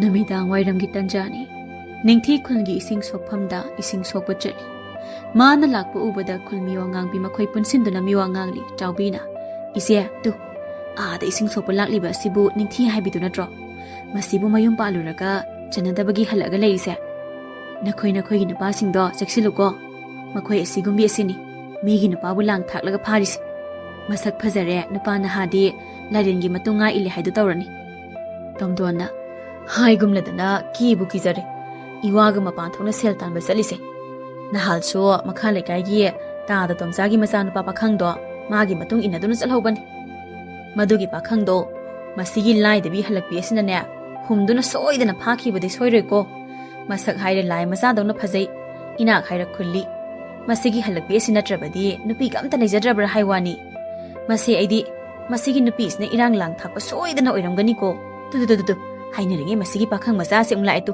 ꯃꯤꯠꯁꯦ ꯑꯣꯟꯊꯣꯛꯅ ꯅꯥꯗꯧꯔꯤꯗ ꯂꯥꯏꯃꯥ ꯆꯥꯎꯕꯤꯅ ꯃꯁꯤꯒꯤ ꯅꯨꯄꯤ ꯍꯜꯂꯛꯄꯤ ꯑꯁꯦ ꯅꯣꯡꯃ ꯐꯖꯅ ꯐꯨꯔꯒ ꯃꯔꯤꯜ ꯆꯣꯡꯊꯣꯛꯁꯤ ꯈꯨꯟꯒꯤ ꯅꯨꯄꯥ ꯅꯍꯥ ꯄꯨꯝꯕ ꯂꯣꯏꯅ ꯃꯥꯡꯕ ꯇꯥꯔꯦ ꯀꯩꯐꯥꯅ ꯅꯤꯡꯊꯤ ꯏꯁꯤꯡ ꯁꯣꯛꯂꯝꯃꯤꯔꯣ ꯀꯗꯥꯏ ꯁꯅꯥꯕꯨꯜꯗꯣ ꯑꯩꯉꯣꯟꯗ ꯄꯤꯔꯛꯑꯣ ꯑꯩ ꯃꯊꯛ ꯑꯁꯤꯗ ꯊꯥꯡꯒꯠꯄꯤꯒꯦ ꯅꯪ ꯋꯥꯔꯅꯤ ꯇꯥ ꯀꯩꯐꯥ ꯑꯩ ꯈꯨꯠ ꯄꯥꯜꯂꯦ ꯏꯁꯥꯅ ꯑꯗꯨꯝ ꯇꯧꯖꯕ ꯉꯝꯃꯦ ꯀꯔꯤꯒꯤꯅꯣ ꯑꯩꯒꯤ ꯅꯥꯛꯇ ꯂꯥꯛꯄꯤꯒꯅꯨ ꯍꯥꯏꯔꯒ ꯑꯁꯨꯝ ꯂꯥꯛꯂꯤꯕꯁꯤꯕꯣ ꯑꯩꯁꯦ ꯍꯜꯂꯛꯄꯤꯅꯦ ꯌꯨꯝ ꯄꯥꯜꯂꯨꯔꯕ ꯑꯩ ꯂꯩꯁꯥꯕꯤ ꯅꯠꯇꯦ ꯈꯪꯅ ꯈꯪꯅ ꯑꯩꯕꯨ ꯏꯁꯤꯠꯇ꯭ꯔꯤꯕ꯭ꯔꯥ ꯇꯧꯒꯦ ꯌꯥꯎꯅ ꯇꯧꯕ ꯃꯥꯜꯂꯦ ꯑꯩꯒꯤ ꯀꯅꯥ ꯂꯩꯇꯦ ꯍꯥꯏꯗꯨꯅ ꯅꯁꯛ ꯍꯥꯏꯔꯦ ꯊꯤꯕ ꯅꯠꯇꯦ ꯅꯁꯥꯒ ꯆꯥꯟꯅꯕꯤ ꯅꯨꯄꯤ ꯊꯤꯕꯤꯌꯣ ꯃꯇꯨꯡ ꯑꯃꯨꯛ ꯍꯟꯅ ꯂꯥꯛꯀꯅꯨ ꯑꯩꯕꯨ ꯃꯤꯅ ꯊꯤꯅ ꯉꯥꯡꯅꯅꯕꯒꯤ ꯃꯆꯥꯛ ꯑꯣꯏꯍꯟꯕꯤꯒꯅꯨ Nahak thakta.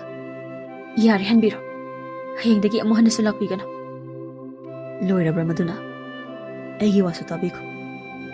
Aini nangbu nungsijaba pamjarakpa yam kuire. Adubu nomada haiba ngamkide.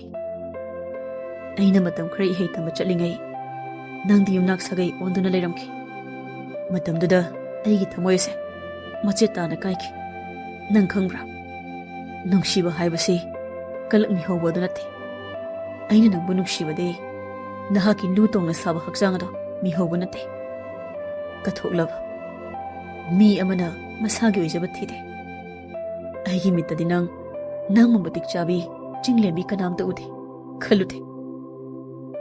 Nahaknabu yabirabade ai ngasisu nahakidamang lepli. Aina haribase nahakna yabiyo. Aigi punsibu kanbiyo ningthi. Ai tasingna yam ware. Nangse karamba mino nagautu sakpra haibane. Wakhando khanthabiyo. Ai si halakpine. Adu sumo yumnak sage olurabi. Aibu karamba hallamanna masa mama oiba pamgane. Aduga ai amuhana yum pangi khandre. Masida tension se. Masidagi henba igi pakhum ama leite. Ai selaki. Leibi horo. Migi mamangda phajade anam kanbigano. Aduda ai khangde. Aidi nangbo igi nupi oigane. Nangna tapam tai pamti. Masi munna khallo. Nasani yana aiga chatpana phabra. Natragana aina namduna pharga pubana phabra habada munna khallo. Chayol amagi matam pige. Ai jale. Kayada mi usitriba nupana masi mako asida ising sanabasin thomam adu pianni hi onthokna. Kaidawre ising sokpa chalaga duk sauna lakli dibema. Ima ngasi sumadugi ikai khangdaba kaifa haibra. Kai manba nupado. Aingonda yam yele. Aisu kari haigadabano khangdre. Ai isana yadrabadi ai bun amdana phagani kaina hairaklibane. Ai yam sauninge ima. Khangdre madugi nupa masadusu anam onthokna kankre hai. Adabu ibema sauribani haidana. Thina ngangumsiko maadi nupani do. Aduna khudong thiba thokpa yai. Ima tapna wari saki. Phare namisu tagadawre thabak tausi. Somdana kaifa ningthi ising sokpa lakhidaba asida masa ado khoirang khoi saunaba asum hengalakli. Khoimona kaino matao nangi hauna bidong horoba. Tuminam talego asa komaidagi heijinbagi heina bido torkano. Nango doin tainar kaniko kaino khangde. Idaw nungsiba napina pamidaba pakhang saura kari kana doino. Adui saruk pabung oina makhoida hainaba kok chalalo. Adu redi moina kari hairapage habado khangani. Masana yari hadi fare yaktragana khoi leri namdana phara lori kaino. Ha maduna fadong male. Phatra dia natuna pamluba amga. Phatra dia natuna pamliba duga nakona santhi ali sakta jidi. Nangdamna ningthi antangai ko miku umtaleko. Ayu amtadi haijauke. Sakthi bi aingondabu kariwa anauba amamung leiribage. Aiga onsinari do ikai jadro. Nakhoidi awangba mine. Aikhoidi ufulngumbane. Nangi wado. Nangi sakhen binupi sanada haigadaba oirumgani. Mi onadra. Amuk hana aigi mangda nangi nasakta ulakana. Chume. Pumnamak aigi warakpa ngamdaba sagi wakalasina ohinkiba ngaktane. Adubu ningthi aina pamda lankre. Aiba umtani ngakpiyo. Nangi asawadu paroba. Ainanga puna himinabadu pame. Yarabadi huzimak aiga puna yumda chalasi. Nangi asawadu nimtharo. Aisa marol thoktaba.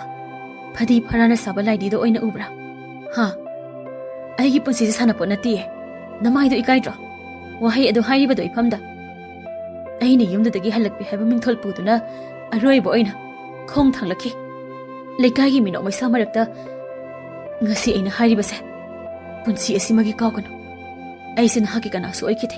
Subna tangki. Nahaki nupini haiba khaktane. Aduna haukiba matamda manglal amani khale. Aduna nahaksu mangni khalo. Aisale. Ningthi. Chume. Nang haiba. Inakta nakna salambi. Arangba mani nahakpo. Akaiba lili machinik kandana. Aina lagshakibane. ꯑꯗꯨꯒ ꯑꯃꯣꯠꯄꯇꯅ ꯊꯜꯂꯕꯤ ꯑꯣꯛꯇꯕꯤ ꯑꯗꯨꯅ ꯏꯌꯥꯏꯇꯒꯤ ꯊꯝꯕꯥꯜꯅꯤ ꯈꯟ ꯏꯔꯛꯈꯤꯕꯅꯤ ꯑꯩꯒꯤ ꯏꯔꯥꯟꯅꯤ ꯑꯩꯒꯤ Iran ꯅꯍꯥꯛ ꯂꯥꯟꯗꯦ ꯂꯥꯟꯈꯤꯕꯗꯤ ꯑꯩꯅꯦ ꯅꯐꯝꯗ ꯑꯁꯨꯝꯅ ꯅꯤꯡꯉꯝꯗ ꯀꯞꯂꯤ ꯅꯣꯡꯗꯝ ꯑꯉꯥꯎꯕ ꯑꯃꯒꯨꯝ ꯃꯆꯥꯒꯤ ꯅꯤꯡꯉꯥꯏꯗ ꯈꯥꯡꯕ ꯉꯝꯗ꯭ꯔꯗꯨꯅ ꯇꯣꯝꯆꯥ ꯅꯤꯡꯊꯤꯕꯨ ꯃꯃꯧ ꯑꯣꯏꯖꯔꯒꯦ ꯍꯥꯏꯗꯨꯅ ꯍꯥꯏꯅꯕ ꯂꯥꯛꯂꯦ ꯂꯩꯃꯁꯨ ꯑꯌꯥꯕ ꯄꯤꯊꯣꯛꯈ꯭ꯔꯦ ꯑꯐꯕ ꯅꯨꯃꯤꯠ ꯑꯃꯗ ꯅꯤꯡꯊꯤꯕꯨ ꯂꯧꯈꯠꯄꯤꯗꯨꯅ ꯀꯩꯐꯥꯒꯤ ꯌꯨꯝꯗ ꯌꯨꯝꯅꯥꯛ ꯁꯥꯒꯩ ꯑꯣꯟꯈ꯭ꯔꯦ ꯋꯥꯖꯗꯨꯅꯇ ꯂꯥꯛꯂꯕꯤ ꯅꯤꯡꯊꯤ ꯃꯄꯨꯔꯣꯏꯕ ꯀꯩꯐꯥꯒꯤ ꯃꯤꯅꯨꯡꯁꯤ ꯃꯅꯦ ꯃꯀꯨꯅ ꯂꯨꯅ ꯆꯥꯅ ꯇꯧꯕꯤ ꯌꯨꯝꯒꯤ ꯃꯕꯦꯝꯃ ꯑꯣꯏꯗꯨꯅ ꯄꯣꯂꯣꯏꯗ ꯅꯨꯡꯉꯥꯏꯅ ꯄꯥꯟꯈꯤ